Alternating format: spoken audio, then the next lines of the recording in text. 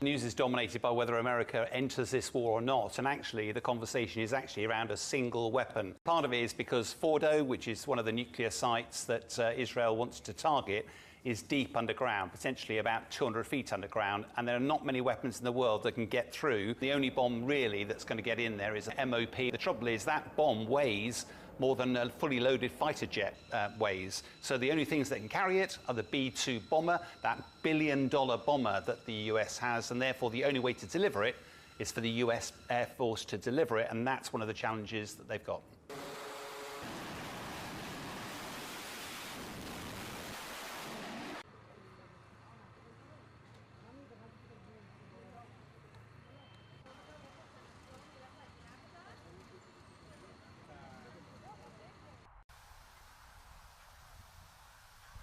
On one side, it's pretty clear America's the strategic guarantor of security for Israel, and therefore they'll be asking for this weapon. But on the other side, there'll be a huge body of the Trump supporters that basically don't want him to get involved at all. And I'm not quite sure how quickly America could get them in. So if America does commit, that the real risk here, which Iran has been threatening, is that it will potentially target American and other nations' military capability in the region, a lot of which within missile range of Iran.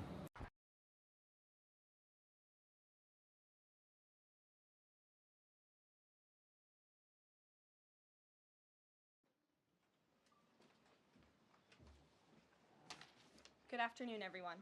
Republicans in Congress have a mandate to deliver, and President Trump demands they send this historic bill to his desk for signature by Independence Day, July 4th. I have a message directly from the president, and I quote, based on the fact that there's a substantial chance of negotiations, I have a message directly from the president, and I quote, based on the fact that there's a substantial chance of negotiations that may or may not take place with Iran in the near future, I will make my decision whether or not to go within the next 2 weeks. That's a quote directly from the president for all of you today. The president is saying that he will make a decision whether or not to go within the next 2 weeks. It's very clear and direct.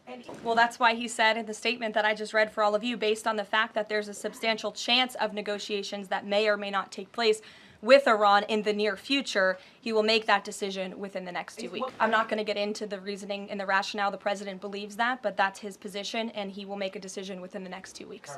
No enrichment of a uranium, and it would absolutely not, Iran is not absolutely not able to achieve a nuclear weapon. The president has been very clear about that. And by the way, the deal that Special Envoy Witkoff proposed to the Iranians was both realistic and acceptable within its terms. And that's why the president is sent that deal to them. It is a fact, and the United States government maintains this fact, that Iran has never been closer to obtaining a nuclear weapon.